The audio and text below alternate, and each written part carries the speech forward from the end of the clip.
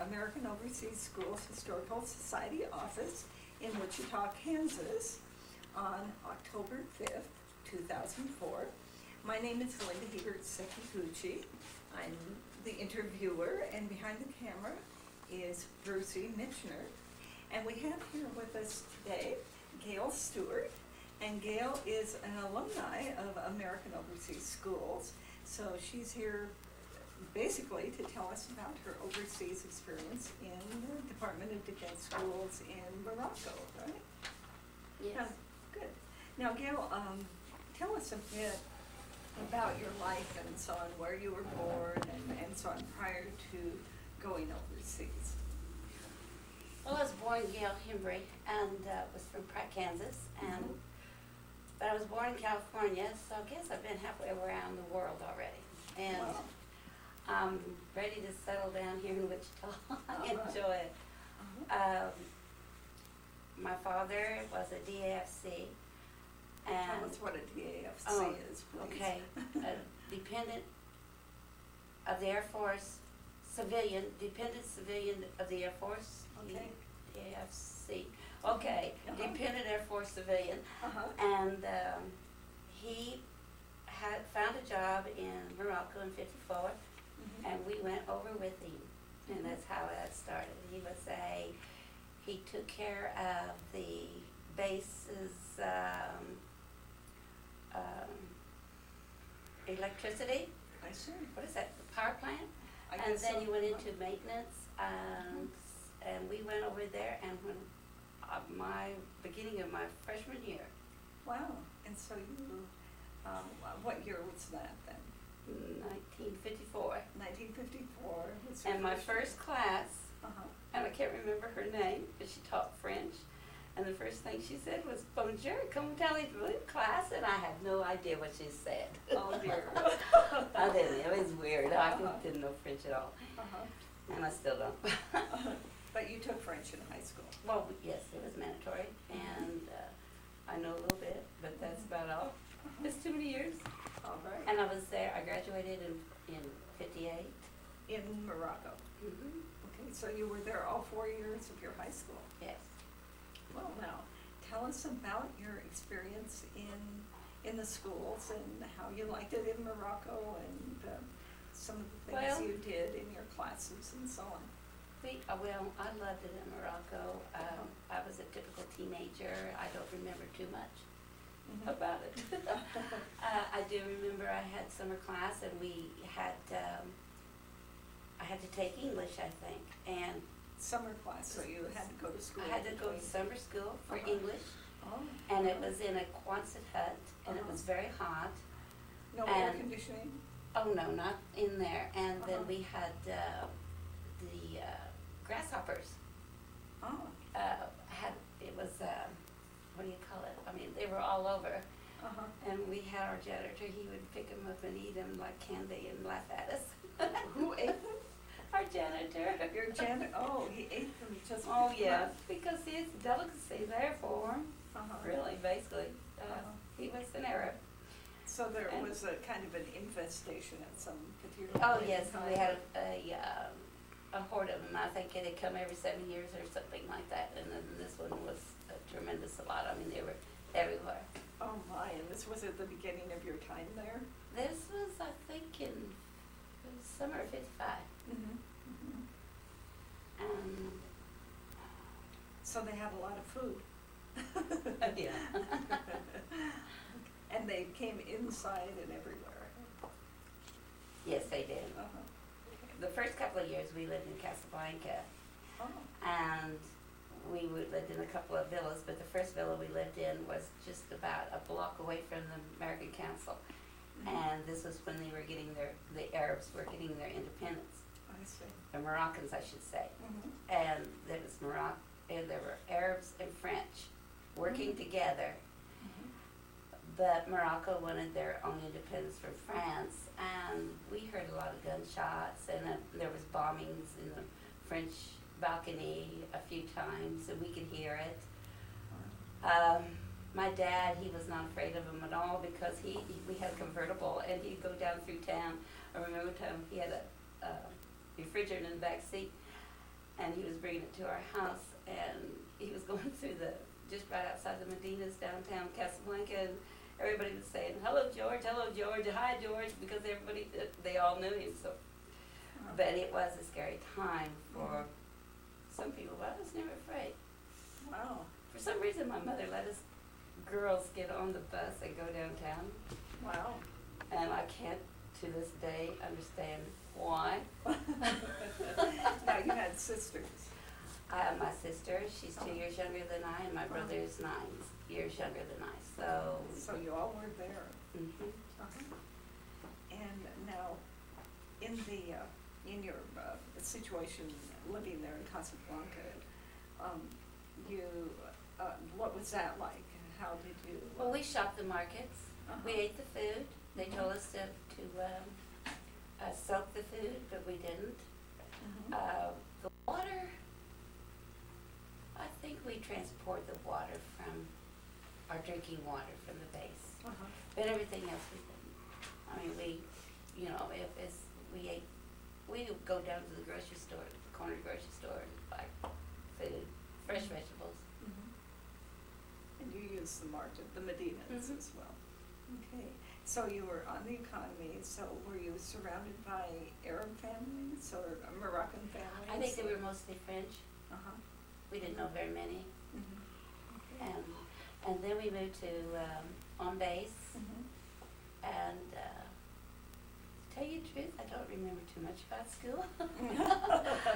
My girlfriend and we just kind of stuck together by ourselves, and I just remember our senior year, we kind of goofed off. And do you remember how large your class was there? We had a graduation of 12. Wow, so quite small. Our class was. Now you told me you remembered one of your teachers anyway.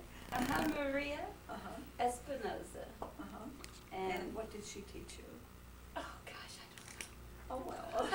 And you remembered the beginning of your French class, right? I knew she was a teacher there, and she said she remembered me, and Miss Doty, Arlene Doty, was one of my teachers also, and both these ladies came to my wedding. Wow.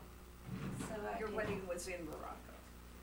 Yes, we had to be married on the base, and in the chapel, and then we had to be married outside the base in Ben Guerir, which is right outside of the Nusser Air Base, for the Moroccan government to be legal. Okay, now we're jumping ahead a little bit, and we'll go back in a bit. But so you said you were married in Morocco. Why was that? Well, after I graduated, I was there, still living there, and working in the BX for a while. And my girlfriend, she said, "Come, the service club is having a dating game, and we need 4 girls." And they found 4 girls, and we interviewed each 4 airmen. So you had 4 airmen in each. To interview, yes. And then the airman club was going to get the one who we picked. Airman's club was going to serve us supper, and so or dinner, and so one of the senior girls picked a man who turned out to be my husband, and because she couldn't date at the time, she wasn't old enough, and her parents wouldn't let her, so he asked me. So later on, we got married, and my daughter, and only daughter, was born there also. Wow, but tough luck for the guy you chose in the first place. Huh? I can't even remember his name, I'm sorry. All right. Well, what was your wedding like in Morocco? We had a chapel wedding, and then I guess a courtroom wedding in the little town outside. So did you have a wedding dress and the My mother bridesmaids? made our dress, yes. My sister was my bridesmaid, yes. Yes, we had a few friends. And then cake and all those things. Did you find it easier to plan a wedding there, do you think, than you would have in the US? I have no idea. Okay. Your mom did it for you? You don't remember that part? Okay, well, okay. But my first refrigerator was an icebox. Is that right? Yes. So where did you get your ice from for your icebox? We lived in a balcony, we lived in a four-store,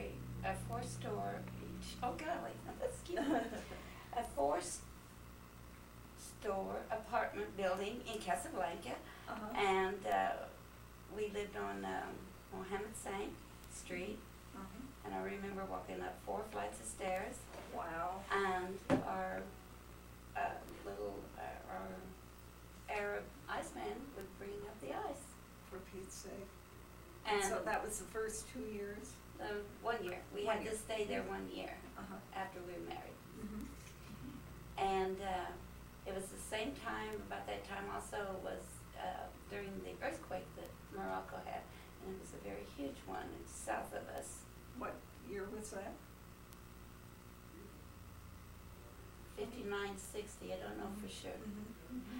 And we saw them delivering bread to the earthquake victims in semi-dump trucks. Wow. Bread that was not covered in the other French loaves. It was just load after load after load. Oh, I thought my. that was amazing. Uh-huh. So you didn't suffer any earthquake damage where you were, but you saw these trucks going, what, out of the country somewhere, or? I see. Wow.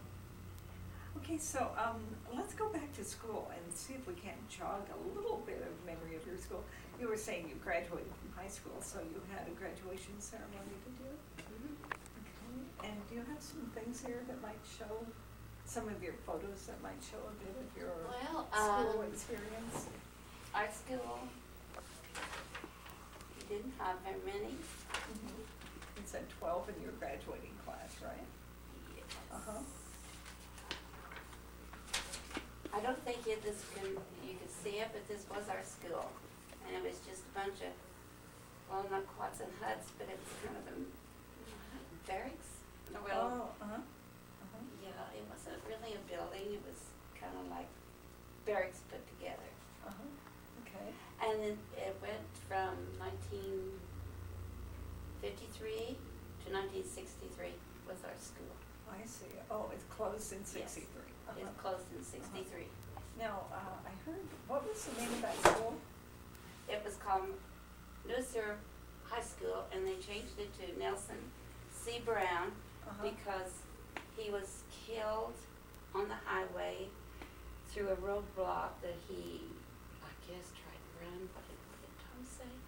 I don't remember too much about Yeah, it, this but Nelson Brown was he was the officer, school's officer, he was a is that school right? officer, and he was arguing with the Arabs at the roadblock during the revolution, and they didn't like it, so they shot him right there with his wife right beside him. Wow. And she managed to put the foot on the gas and drove on the right-hand side back to the base. So she ended up being quite a heroine. Yes. Wow. So the school was named after a school's officer who was murdered, actually. Right. Okay, interesting.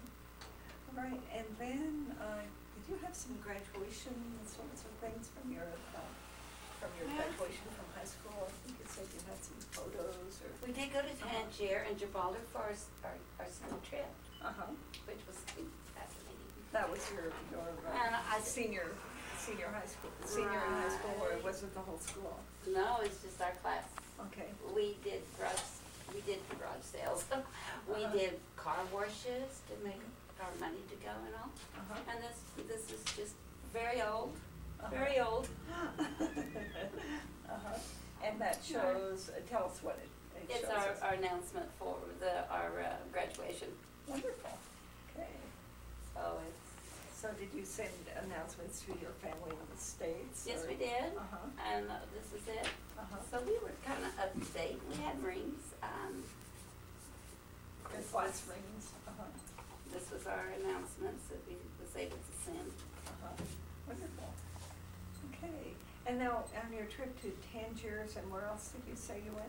Gibraltar. Gibraltar. What did you? We saw the what- monkeys on the rock. Okay. And how about Tangiers? We went to one nightclub to see the dancers, and well, I guess that's what they are, belly dancers. And what else did we do? We rode the train up, which was electric train, Oh, exciting in itself. About how And- far do you think that was?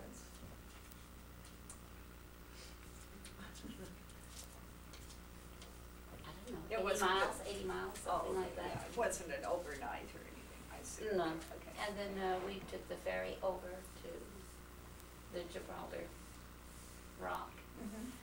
And I was so amazed because I've been in Morocco for, 4 years by then? And when we got to Gibraltar, everybody was speaking English. And I thought it was a godsend. Because you've been hearing a lot of French and Oh, Arabic, yes, I yes. suppose. So now, you were there during the Revolution, when Yes. The Moroccans gained their independence from France. Okay, so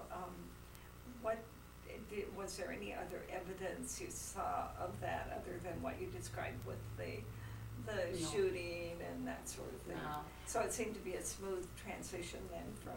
I rode the school bus. I was the first one on the school bus and the last one off, so it took 2 hours to go from Casablanca to the Air Force Base. Wow. To school. 2 hours in the morning, 2 hours at night. It was a very long school bus ride.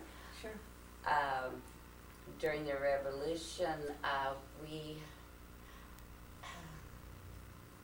we didn't have any problem on the school buses, but we had Arab drivers, Okay.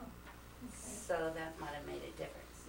Now, did the Arab drivers speak English? Oh, yes. And as far as I know, we didn't have any problems except for Captain Nelson, and that's all I remember. Sure. I'm sorry. Sure. It's just, Oh, no problem. I just, Yeah. Now, did the Moroccans wear very friendly. Western clothing and all of that sort of thing, and they were friendly? Okay. When we were there, Mohammed Saint's daughter was trying to get independence for the ladies, for the women, and I cannot remember her name, which I thought it was kind of amazing. And in what way was she trying to get independence? Well, so they could wear Western wear or without the veil and like that. And so was she successful? I think gradually, yes, Okay. because the son is the king now, Oh, so. okay. Okay. But while you were there, the women were veiled? Oh, yeah. Okay. And how about, did you have domestic help Oh, in your yes. homes? And so the Arab women came into your homes and did household chores and that kind of thing? Mother had some, maybe twice a week. Okay. So you didn't have anybody living in? No, we didn't, no. Now, after you had your baby, did you have assistance with No. childcare? No? You got to do it all yourself? Oh, yes. Okay. Now, do you remember any kind of, like, exchanges between the school and the culture? Oh, okay. We played volleyball with the French schools, Oh, okay. and I was on the volleyball team, and we would go and play. We always got beat, though, because that's one of their national sports. And but what I mostly remember is when they fed us lunch. We also had wine. Oh, for Pete's sake. And In wine high to them is school. like, oh yes, wine to them is like our milk. And so we had a few happy guys that went back home. This was a co-educational team then? Right. No, well, no, the girls played the girls and the boys Oh. played the boys, yes. I see. There was few went back happy. That would be memorable, Even for when sure. we lost. Well, now, the French school was, it was a high school as well, or? Uh-huh. In Casablanca, yeah. Oh, okay. Yes. Uh-huh. And we drove on. I don't remember them coming to us, so we went to them. Mhm, mhm. And then how about the Moroccans? Any exchanges with them? I don't think so. Mhm. Their schools were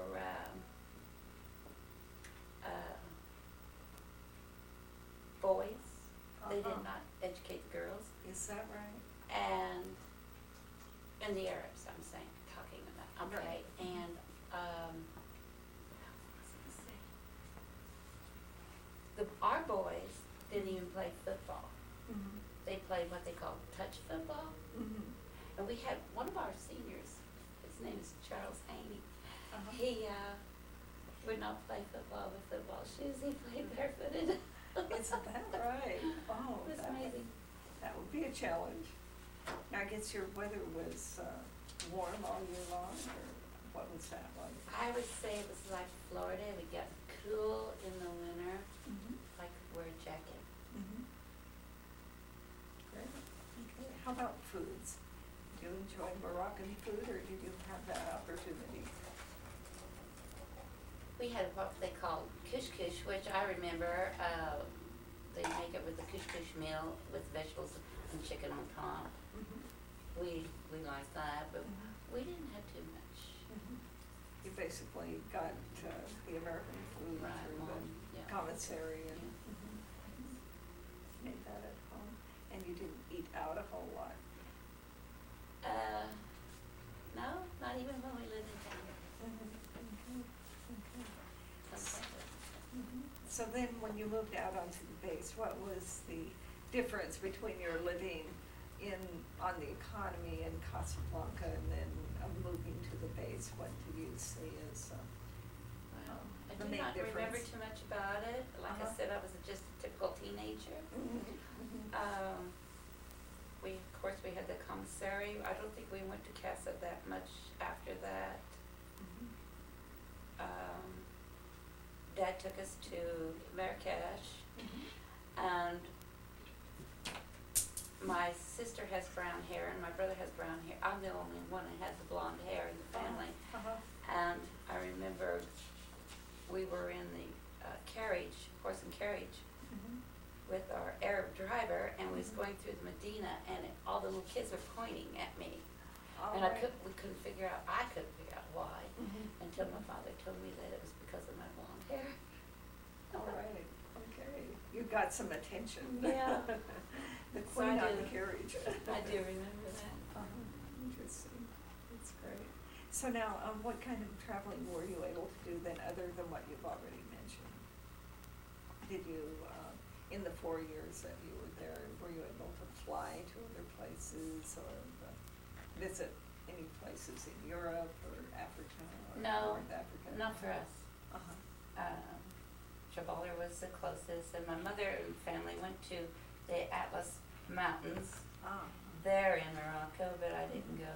Mhm. So you could ski there too, you could ski, Really? and it was desert also, and it was desert land mostly. Mhm. Now, did any of your family members ski? No. Uh-huh. Uh-huh.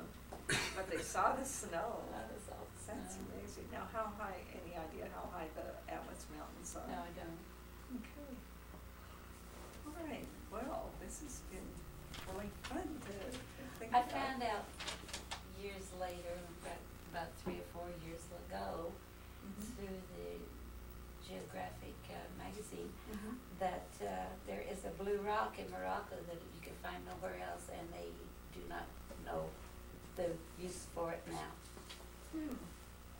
It's And there's- like it's in there. That's the only place that this blue rock is found. What is you don't remember the name of it? Mhm. Yeah. And so, do they use it for anything in Well, particular? that's what I'm now? saying. I do not know what they use it for, or if they do have purpose for it. Mhm. But I just found out that they had found that out just recently. Mhm. So, and I have not heard any update on it So that would have been in the Atlas Mountains. Maybe, you don't know. They just said Morocco. Right. Okay, interesting. Well, that must have been exciting to wander the streets in Casablanca and Marrakesh and, Yes, you know, in the especially. markets. Can you describe a market to us? Oh, A Medina? it's stall after stall after stall, and it's all packed, and the streets are so narrow that you can only walk. You cannot take anything down through it except a bicycle and a donkey. And my mother's brother told her, "Don't go, don't go. It is terrible there," because he was there in World War II. I see. He was the one that went through the Moroccan to Italy. Uh-huh. But This Mom was your went mother's anyway. brother? Yes, Okay. but Mother went anyway, and Uh-huh. we're so glad we did go. And what kinds of things did you see in the stalls and so on in the Medina? Oh, everything you can think of. I mean, it's just, I don't know how to describe it, Uh-huh. but every time I see anything pertaining to that on television, I just sit there and look at it.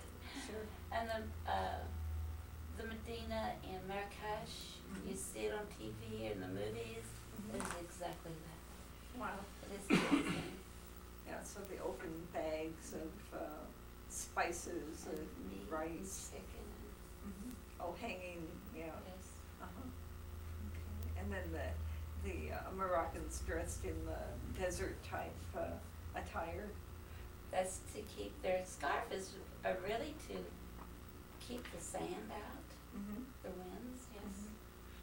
That helps. So you mentioned the donkeys. How about camels? Oh, yes, camels. We rode a camel, it was in Tangier. Uh-huh. There was an Arab alongside that had a camel, and we asked if we could ride or get on it. Uh-huh. And in 1958, that's when you had all these little can-cans, you know, underneath your skirt. Oh, yeah. Oh, well, a couple of us girls got on these camels, and he'd just treat us like little kids, you know, and take us around in a circle, but the wind was blowing so bad. I had to hold on to my skirt because it was all the can-cans that were going up. Oh, my. I had a few pictures of that, Uh-huh. but that was the only time I rode a camel. Uh-huh. How about the desert sands? Was that a problem? No, because we weren't in the Sahara Desert. Okay. It is in the bottom. Great. Okay. Well, it's been really nice having you tell us about your overseas experiences. Can you tell us where you are now? In Wichita, Kansas. Uh-huh. And what you're doing? I'm retired. Okay. I was a Kansas insurance agent. Retired a couple of years ago. Well, it's been great having you with us today and really appreciate your coming and sharing your experiences. Well, thank you. Thank you for all of you inviting me. Well, we appreciate it.